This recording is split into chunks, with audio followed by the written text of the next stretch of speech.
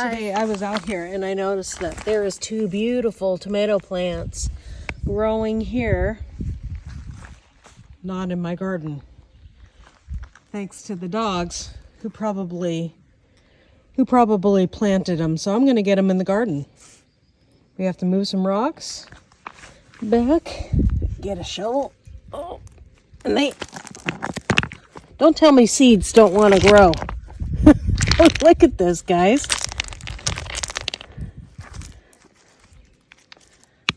Those are 2 tomato plants. I'm gonna get them. There's 3. 1, 2, and then a 3rd little one. My goodness. Oh, look how hard this soil is, man.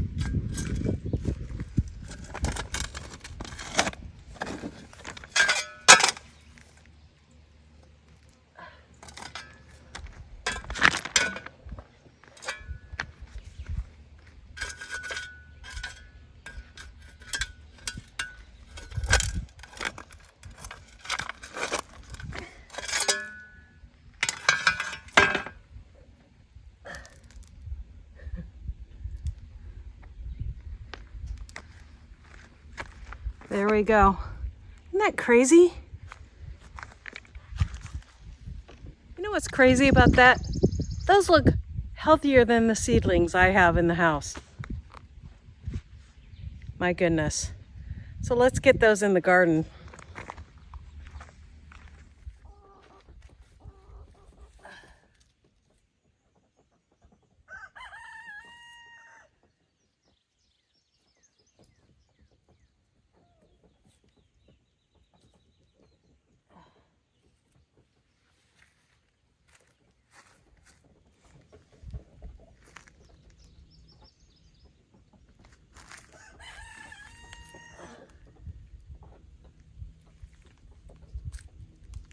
These are probably cherry tomatoes.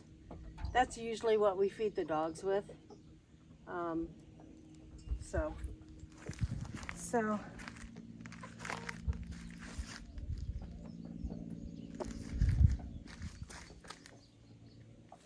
a nasty weed.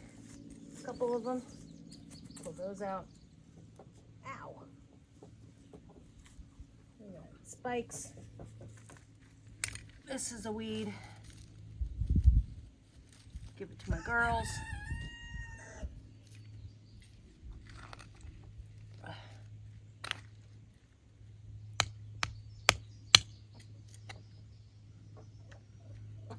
Okay.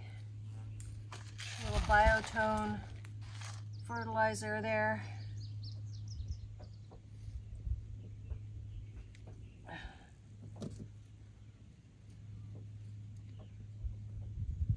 There we go.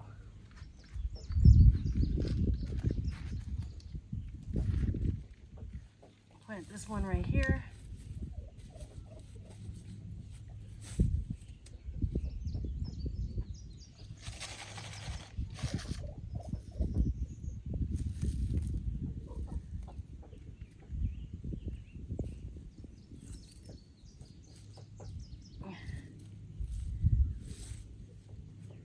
Okay. And then I think we got another one around here that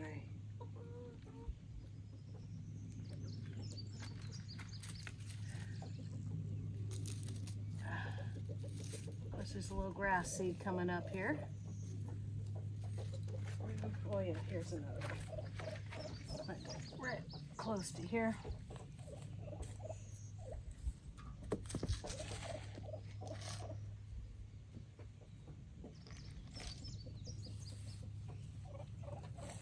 There we go. Take off the bottom leaves. Soil's nice and wet, but I'll still give it a little bit of water.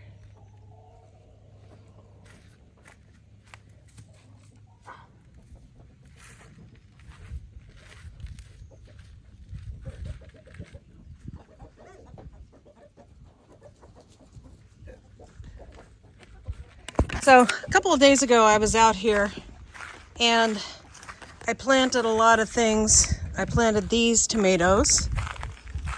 these tomatoes. And what we have here, and I don't know in what order, we have in between is carrots, if you were wondering, and then there's basil right there. And then we also planted, which I need to water because these are not liking the heat, squashes and things like that. So those are coming up there. Isn't my shallots looking, not shallots, chives looking awesome. This is our onions that are starting to bulb up, it looks like. There. And I was just going to come out here and feed these guys. But once they start to bulb up like this, I don't know if you're supposed to feed them. It's supposed to give them lots of water. But I need to get the weeds out of here. I need to get the hoe. And here's our corn that we planted. The broccoli that we tried to take out of this bed is coming back because I cut it back, but there you go. And then I fed the corn and it decided to grow back too. And so I want to cut, this is cilantro, and I'm keeping the cilantro there. I'm going to cut it back, put some in my compost, put some in my other compost, give a little bit to the chickens. And it is growing like crazy, but I'm keeping it up because it's growing like crazy. I can keep on adding it to my compost. But most of all, what I'm happy about, guys, is look at this. My beans, we're missing a few right there, but this is the only place I have beans, is right next to this cilantro. So that plant, the smell of cilantro, is protecting my beans. That's the only thing I got to say about that. I sprayed my cabbage right before the storm and put some slug bait down. It looks like that's helping. And I sprayed over here and put slug bait down. And I'm sure that cabbage worms have been over here. See, but I don't see any. But this is looking fantastic. I gave this a little mixture of potassium and bone meal and a little bit of my compost tea. And I did the same here. Looks like this needs, oh look, we're getting heads. This needs a little more potassium or compost tea because that is not the right color green. We need it greener. So I need to give my broccoli some more compost tea, and I'll do that when and here's some more onions here. We need to weed and add some more compost tea to those. And I need to do some watering. Peas are doing good. Peas are behind here and there, and need to keep on encouraging them to trellis the right way. So they're wanting to stick on this is what I was talking about. I think there's some cabbage moths get to my broccoli because this looks like cabbage moth damage, but I did spray. And since that last storm, I haven't seen any more damage, but I will keep on watching for those suckers, and I might have to spray some more BT because that's what you use for cabbage worms or cabbage. From cabbage moths come cabbage worms, and they're usually green, or they look like, or you also get on the stuff like that, you get, oh, look at corn's coming up here. Or grass, one of the two. But I need to get in here and weed, and this obviously is not as big as this bed, but we are having some bulbing up of our onions. And that's when they say to stop with the nitrogen, but I think I'm just going to give it one more dose. But look at that, guys. That is bigger than any onion I've ever grown so far. Right there. And I'm thankful. I'm thankful because I've never been able to grow big onions, and I'm thankful because I'm doing it. I'm feeding my onions almost 100% free on my duck water, and they are doing fantastic. So I'm very thankful for that. So back to work, guys. I got to get to work.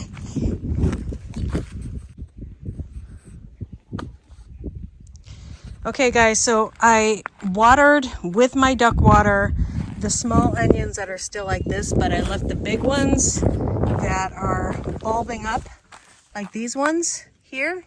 Let me see. There you go. Alone, because now we want to throw water at the ones that are bulbing up. And so it's not going to hurt the ones that, look at that one. That's a nice big one. I hope I get some Walla Wallas that big. My Walla Wallas are pretty small. They're a couple weeks behind, so no bulbing up here yet. We'll see how well they grow. They're usually a northern onion. We're middle state onion over here. So people say you can grow them here. They sell them here. So I'm going to try, but I'm going to keep on feeding these guys nitrogen until I start seeing them bulb up. So they're not growing as fast as these guys, so they are a little stunted, but they are also a week behind. So there you go. So back to work, guys. I got to get back to work.